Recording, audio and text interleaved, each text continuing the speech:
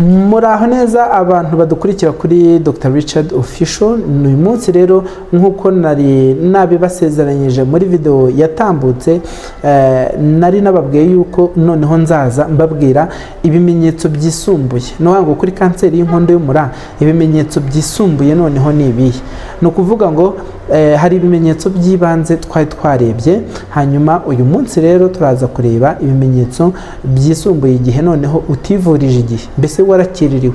Ibimenyetso uramutse ubibonye nyuma bakakubwira ko ufite kanseri y'inkondo y'umura, ujye umenya yuko wakiririwe. Ntabwo dushaka abantu bakererwa. Intego za mbere za Dr. Richard Official, iyi channel yanyu ari nayo channel yacu, ni ukugira ngo abantu bamenye ibimenyetso, abantu bamenye donc bamenye babashe kuvugana n'imibiri yabo, ubundi bajye bivuza hakiri kare, kuko buryo iyo wivuje hakiri kare nibyo biguha amahirwe yo kuba ibyo wivuza bishobora kuba byakira. Cyane nka kanseri, buriya kanseri nyinshi zirakira, ariko zikira ari uko zasuzumwe hakiri kare. Ni ukuvuga ngo kanseri iyo yatinze gusuzumwa akenshi ntabwo ikira. Kanseri y'inkondo y'umura rero iri muri kanseri zihangayikishije, zitwara ubuzima bw'abantu benshi, zitwara ubuzima bw'abagore benshi kuri iyi si, bityo bikaba ari ibintu by'ingenzi kuba wamenya ngo ibimenyetso byayo ni ibihe, bityo ukaba wayivuza hakiri kare. Ikiganiro cyacu cy'uyu munsi rero, nk'uko twari tumaze kubibabwira mu ncamake, turagenda tugaruka ku bimenyetso bimwe na bimwe bitarenze 3 cyangwa 4 bishobora kukugaragariza ko mu by'ukuri ushobora kuba waratinze cyangwa se warakiririwe. Biba byiza ko nabyo ubimenya, bityo ukamenya uko uba witwara muri icyo gihe. Murakoze rero, mu gihe turi kwinjira mu kiganiro cyacu, mumfashe nshimira abantu bakomeje gukora subscribe kuri channel yacu, kuri channel yanyu, ndetse channel ya Dr. Richard Official.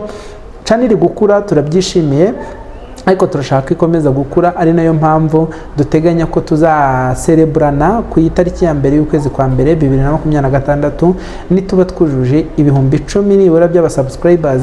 Aho ngaho tuzakora ibishoboka byose ku buryo tuzakora rotary, noneho umuntu uzayitsinda akaba azegukana igihembo tuzabatangariza mu minsi iri imbere. Ngayo nguko rero, n'abantu batubona bakabona batugirira icyizere bakaba baza kwamamaza kuri iyi channel yacu, namwe muhawe ikaze. Byose ushobora gukora commande yawe cyangwa se ukohereza message yawe muri nimero ya WhatsApp iri muri description, ubundi tukaba twakorana. Nta ninjira mu kiganiro rero, munyemerere ntange ofure. Akazi karabuze, ariko hano dufite akazi. Umuntu umwe cyangwa babiri biyaminiya bazi ibintu bigendanye na multimedia, ubwo no kuba ni ibintu bya videography, ibintu byo gutunganya amashusho ndetse na marketing, bashobora kuba batwandikira, ubundi tugatangira kuba twakorana kugira ngo turebe ko twateza imbere iyi channel, amakuru ayinyuraho agera ku bantu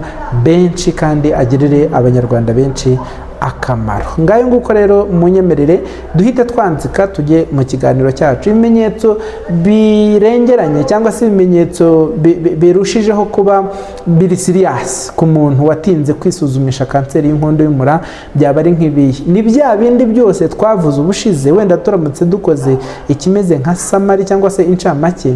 Ubushize twavuze ku muntu ushobora kubona uruzi rutemba cyangwa se kubona uruzi rusohoka mu gitsina rwa hato na hato. Ikindi ukita kumenya nyine ni mu yihe myaka. Ubundi kanseri y'inkondo y'umura ikunze kwiganza mu bantu b'imyaka 35 ndetse no hejuru ya 60.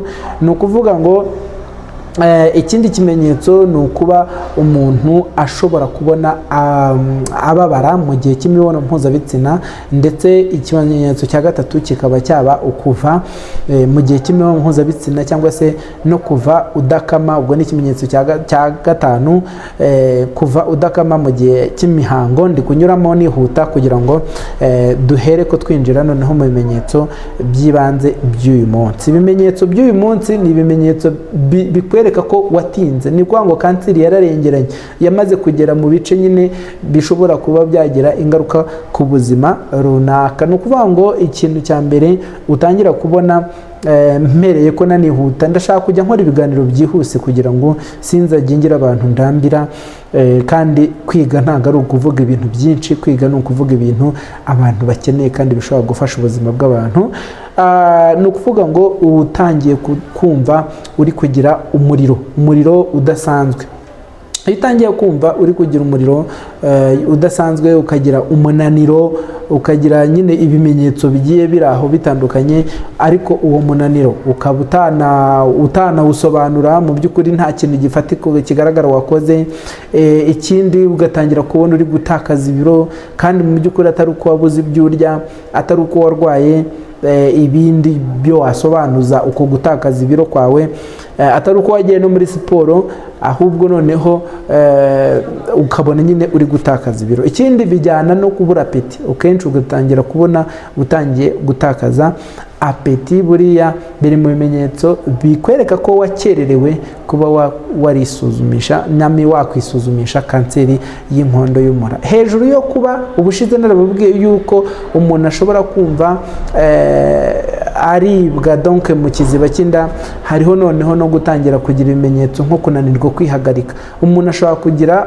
ubwo yumva nyine uruhago rwuzuye, ariko kubwo kuba donc imyanya yo kwihagarika, donc icyo bita urinary tract cyangwa se urinary system, hari uko kanseri uko igenda ikura igenda ibyiga imiyoboro, bityo ukaba wananirwa kwihagarika kandi mu by'ukuri wumvaga wabishakaga. Ikindi ni ukunanirwa kwituma, ni ukuvuga ngo ukagira constipation, icyo twita impatwe mu rurimi rw'ikinyarwanda.